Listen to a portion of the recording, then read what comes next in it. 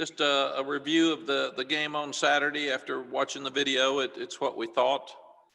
We got out of it what we wanted to. I felt like in games like this where you've got much better players than the other team, like our Mercer game last year and like Western Carolina this year, you should dominate the game, and that's what we did. The defense didn't start like we wanted, but they were running some option, doing some different things. So it took them a little bit of time to get settled. And when they did, they played well throughout the game, only giving up 3 points for the game.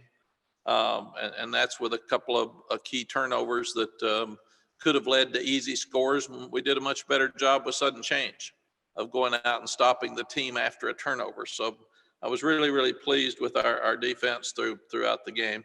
Offensively, we scored on 6 of 7 possessions in the first half. The one was the fumble by Toe Groves, which we cannot have. But really, really proud of the guys that even before the half, we stopped them twice within the last 5 minutes and scored twice within the last 5 minutes on a 1-minute drill. So felt like all of that went really well. Defensively, we played well the second half. I was a little disappointed in the second offense that they didn't score. But 1 touchdown the second half. We had the turnovers with the quarterback hit and strip and run back for a touchdown and the interception. But I felt like that there were some individual players on offense that played well, but as a group, they didn't play as well as we would like for them to. Greg asked after the game, why didn't we run the same offense? But we did. There's just a lot of decisions that have to be made by quarterbacks, and sometimes it doesn't look the same because Sam's been out there a whole lot. So, but we tried to run exactly the same offense and when we got in there. Defensive player of the game was Kamen Rucker. He played really well. He was one of the leading tacklers, and the defensive coaches were very pleased with him. Offensive player of the game was Michael Carter. So a great way for him to finish at home. With his touchdowns and long runs. And special teams player of the game was Daz Newsome, another senior that stepped up. Proud of him, especially with his punt returns, and he played well during the game as well. Mark Spears done a tremendous job at Western. We appreciate them making it work where we could have a game that the ACC asked us to play. And he did. His team was great with the COVID protocol. When they got back home after the game, they were all negative. So that worked really well in place of our Charlotte game. So it couldn't have worked better. So we appreciate Mark and his team and his staff for making this work when they have such a, we think we've got a unique fall with 10 games. They were only playing 3. So they had to work really, really hard, and those kids had to stay there to make this work. So we appreciate it. We did play 88 players. We only had 3 penalties, and a couple of those were actually turning in. But we felt like that it was a clean game and did a much better job overall, and got what we needed out of the game. Miami, Manny Diaz has done a tremendous job with some key staff changes that have really worked well for Miami. They also have recruited well when you look at their roster, and he's done a brilliant job with transfers.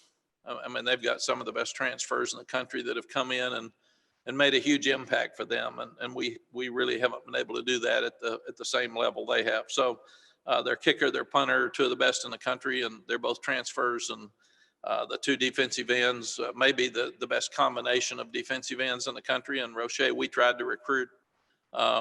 So they're just really, really good. They're big, they're physical. It's the best front 4 that we've played on defense. And then you talk about King, their quarterback. Again, one of the best in the country, over 10,000 yards in his career in total offense. But De'Eric is a tremendous player and seems like just an outstanding leader as well as that. Mike Harley is one of the best receivers we faced. He's tall, he can fly. He's really good in space with the ball. They've got 2 of the best tight ends. So they're a much better team this year than they were last year. And you start looking at Roche. We knew how good he was because we saw him in our game with Temple.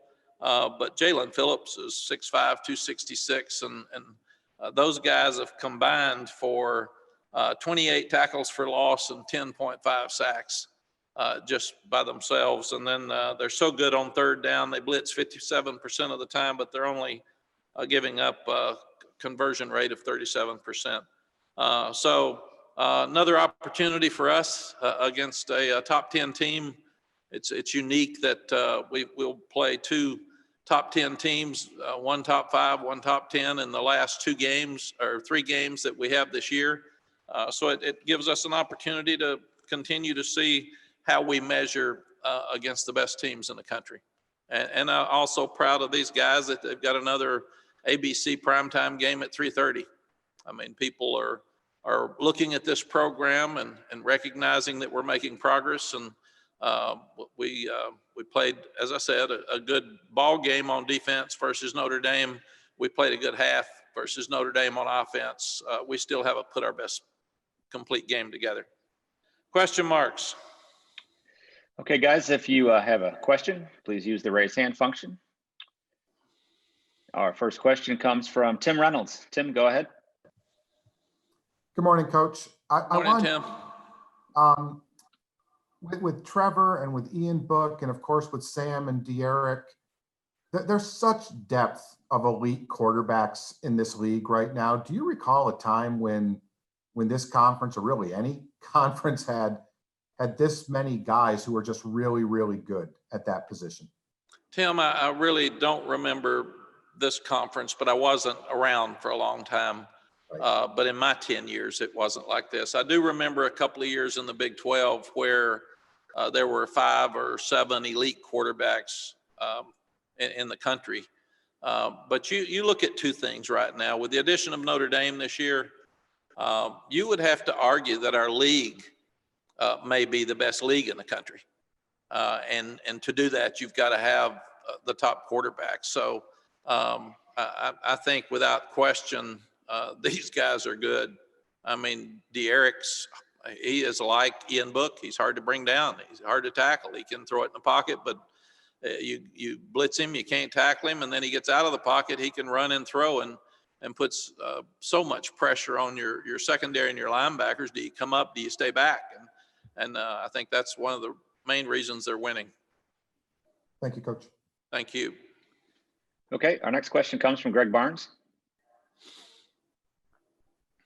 Good morning, Mack. Along the same lines, when you were hired, you talked about wanting to put in an offense that was similar to what Oklahoma was doing with Lincoln Riley. This current offense is on pace to be rank as one of the top offenses in UNC football history. Is this kind of what you envisioned, and kind of where can this offense improve? It is what I wanted. It is what I envisioned, and Phil Longo said we will take a tremendous jump, maybe a 10-point jump and 100 yards at least in our second year from the first year, and he's done that. They've delivered with what they've said. We also wanted to improve short yardage and goal line with touchdowns. We've done that. We also wanted to continue to protect the ball. We've done that.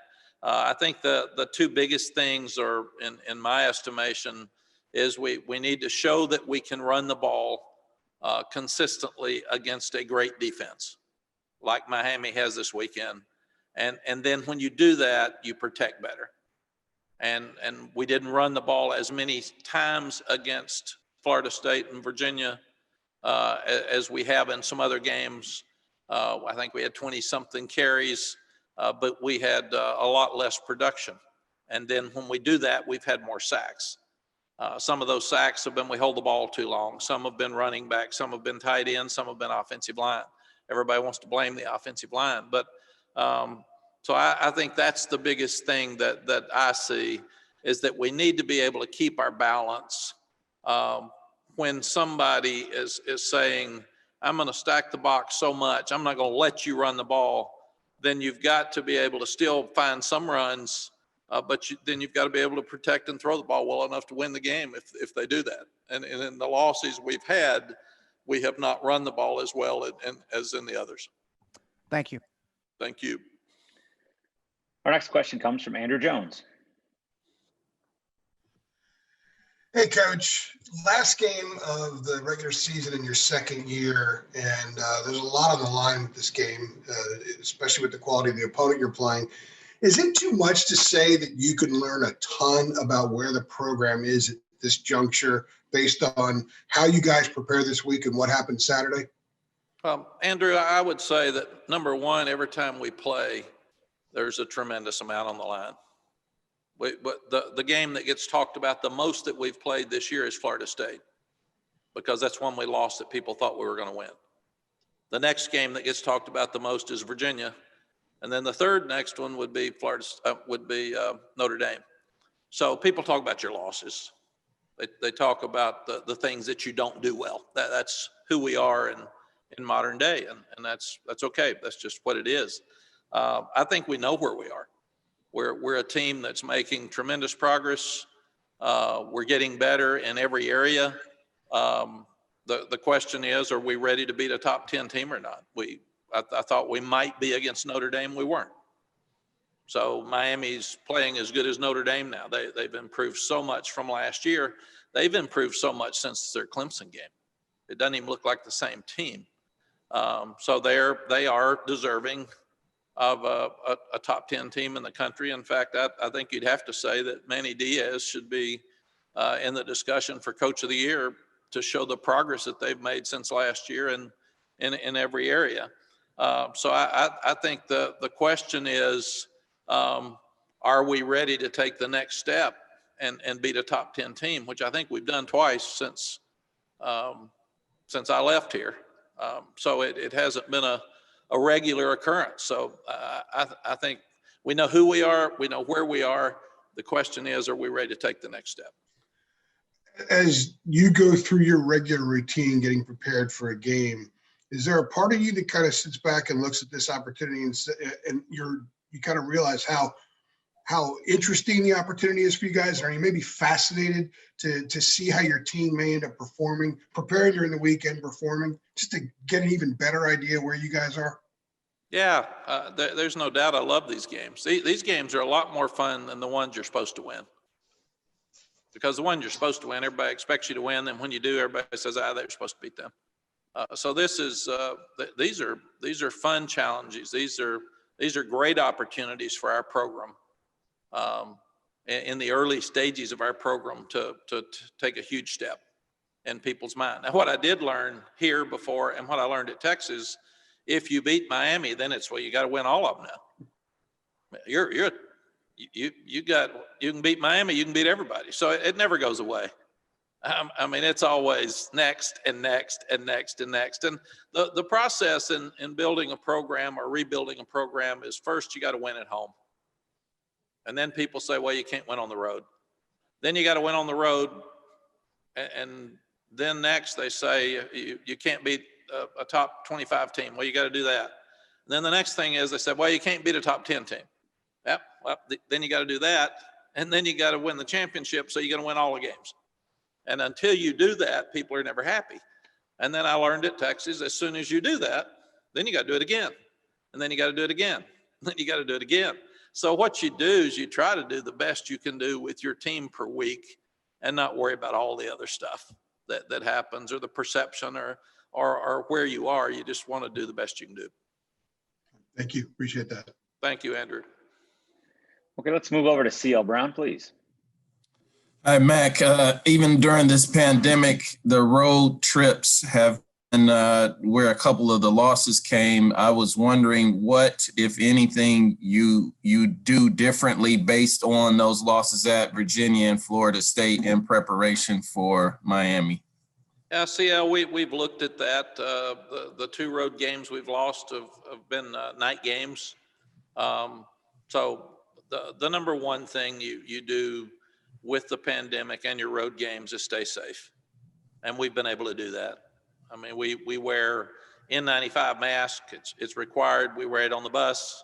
when we're going to the airport, we were right on the plane. You can't eat or drink on the plane or the on the bus on the way to the airport. You have to hydrate before, and you have to hydrate when you get off.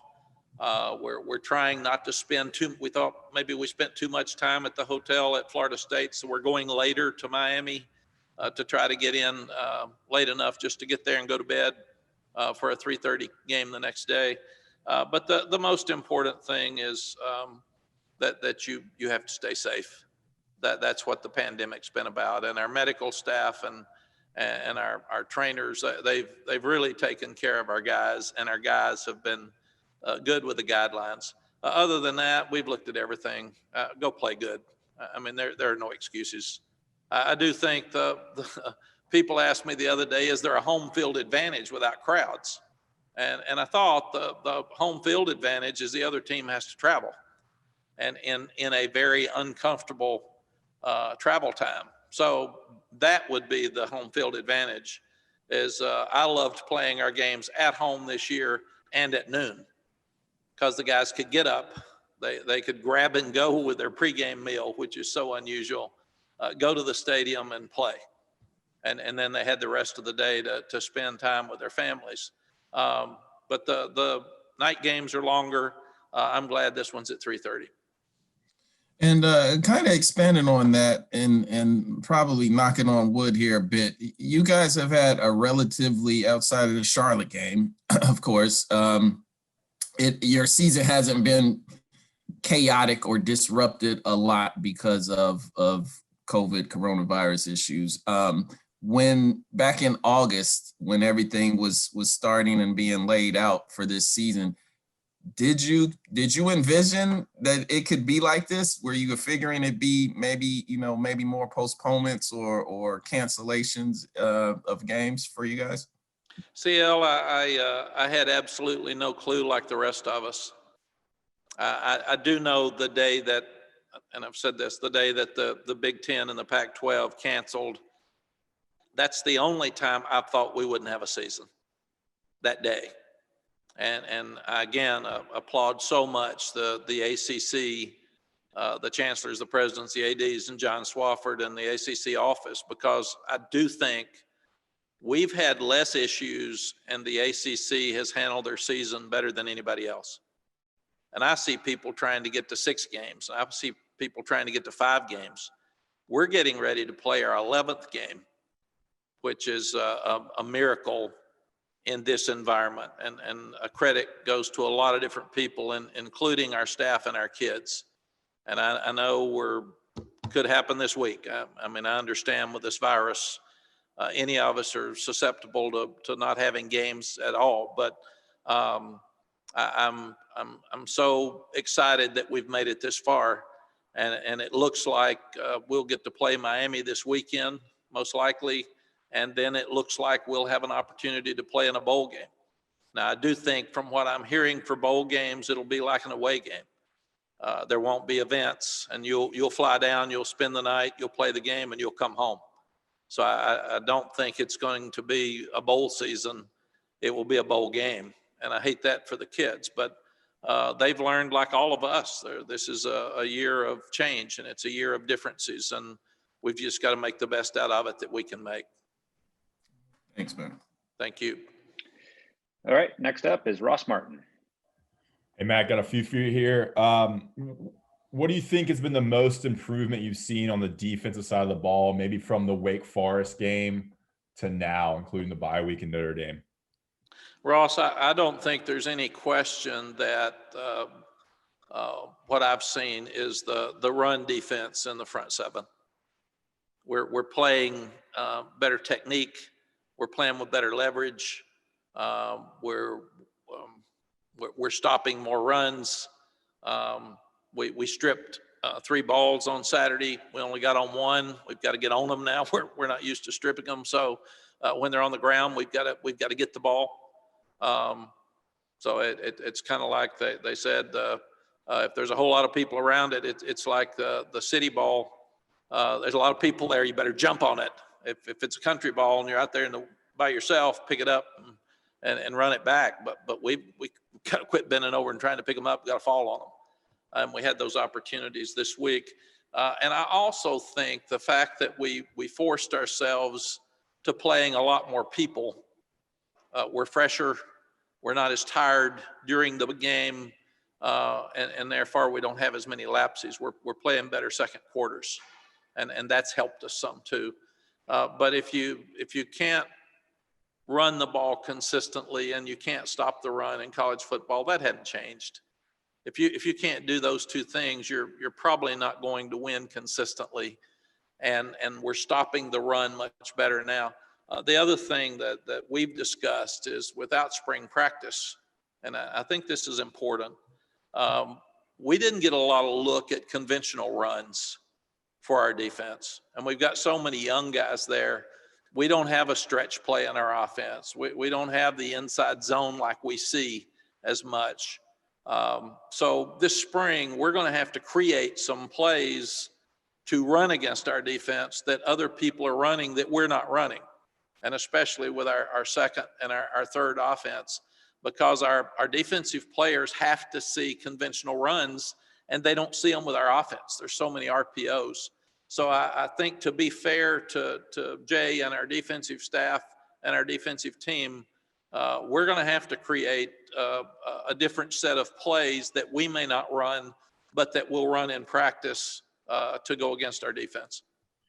And what's the conversation like between you and Jay Bateman and the defensive staff on preparing for a running quarterback? Obviously, you've struggled in a couple of games against that. I mean, what do you do differently? How do you kind of approach that heading into this weekend's game? You know, everybody has trouble with a running quarterback because he's the extra guy. Even when Sam runs, he's usually out there by himself. We just don't want to run him as much as some other people do. And you can spy a guy like this. The problem is with Ian Book, you put a spy on him and the spy can't tackle him. I mean, it's usually not just the running quarterback. Virginia and Florida State hurt us using their quarterback as an extra runner. These guys hurt us, Ian and Derek, because they spread out so much and they're so athletic, you can't get them on the ground. And that's the problem. So we went into the Notre Dame game saying, let's keep him in the pocket. He's a shorter player. Don't let him get out of the pocket and be a guy a scrambler. Yeah, you can't do it.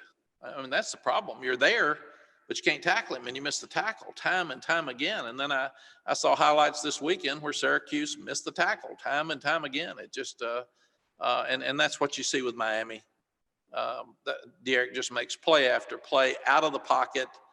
Some people say, well, it's like they're playing in the backyard. It's Colt McCoy and Vince Young made so many yards getting out of the pocket and starting to go forward. If they back up, you run. If they come up, you throw it over their head. And Sam's done a good job with the same. So it's a very, very difficult thing to do. Thank you. Thank you. All right, our next question comes from Isaac Schott. Hi, Coach. Thanks for your time today. I was curious if you have started to process the things that you would take away from this COVID season that might become permanent things. It seems like in every occupation, people are starting to realize, hey, here's some new things that are going to be long-term things that stay the same now. Have you started to process any of that from a football standpoint? Isaac, we've talked about it some, but it's just kind of out there for all of us to look at like this. I mean, I haven't seen you guys all year. So can we still do our jobs this way? And we've made that work. I got a call the other day from Nike because each coach has to do a Nike clinic each year. It's going to be on Zoom this year. Instead of hopping on a plane and flying to Seattle or flying somewhere to do a clinic. Signing day where we always had a party afterwards with our top boosters and season ticket holders. We'll be doing Zoom this year with recruits. We'll be doing Zoom with our boosters. It'll be totally different than it's been in the past. And then you're looking at all the things with the 22 recruits. it didn't hurt us as much with COVID with the 21s because we had them here to games before COVID came. We had them on campus for basketball games before COVID came. And now the 22s, we haven't even met. So our coaches were talking the other day about, well, I'm not going to commit a guy till I meet him. I said, then you're not going to commit him because you can't meet him. So your meetings now have to be with you and his coach and his family on Zoom. So you're going to have to start making decisions that are different than they were. We always try to go visit some other staff that's doing things similar to us that we want to learn from. That'll have to be on Zoom this year. I was asked the other day to be one of the featured speakers at the American Football Coaches Association banquet or convention. That's going to be on Zoom this year. So I do think that so many things are different for us. They're getting more like the norm. And it's just like this. I mean, we've forgotten that we even had press conferences live. So is it easier for you all not to have to drive here? Is this something we'll do after the pandemic's over? I don't, is it easier for you to cover 3 teams if some of you are having to cover other teams if you do it on Zoom? And all of us can try to make sure our press conferences are at different times so you can cover them. All of those things are just different. When will we be able to have a team meeting where we can go back to our team room? We haven't been in our team room since the middle of March. We haven't even been in there. We've been in the blue zone and we're spread out and we're all over the place. We're going to have our football banquet. We moved it back to the 20th. Because we want our guys to have a week off after Miami because they've worked so long and so hard. So, but we're going to have a banquet in sweats in the blue room or in the blue zone where we just sit and have a speaker come in, but it's only going to be the team, maybe the coaches and wives and one speaker, and that's it. So are these things that and we'll try to let the parents Zoom if that works, so they could be involved in the banquet but not be there. So I think all those things are type things that we've got to look at for the future and what does this mean moving forward. Yes, sir. And then I was curious if you and Miss Sally are going to settle in to watch Jeopardy again today. We will definitely watch Jeopardy tonight without question. We're so proud of Catherine, and the players were sitting and talking yesterday with Coach Bateman. They said, she's a genius with those questions she answered. And I said, the only question I knew was Lambeau Field. And I called her last night and said, the players were talking about how smart you are, but they were surprised you missed Lambeau Field. And she said, I couldn't get my button to go. I knew Lambeau Field, but so it's been a fun experience for her. That's great. Thank you, Coach. And I think even more so that Alex Trebek was such an icon for all of us growing up, and to work with him at the end of his life and the end of his career was a special treat for her as well. But I'm very proud of her. Thank you. Thank you. Okay, we'll close out with Coach Brown today from Aaron Beard. Aaron, go ahead. Hey, Mack, I did want to follow up on the bowl question a little bit when you were talking about bowl season versus bowl game. Do you even address bowl implications with a game like this, with the fact that you guys could potentially improve your bowl standing, or do you just focus on the game at hand? Aaron, what we try to do is every Sunday we address national issues with the players.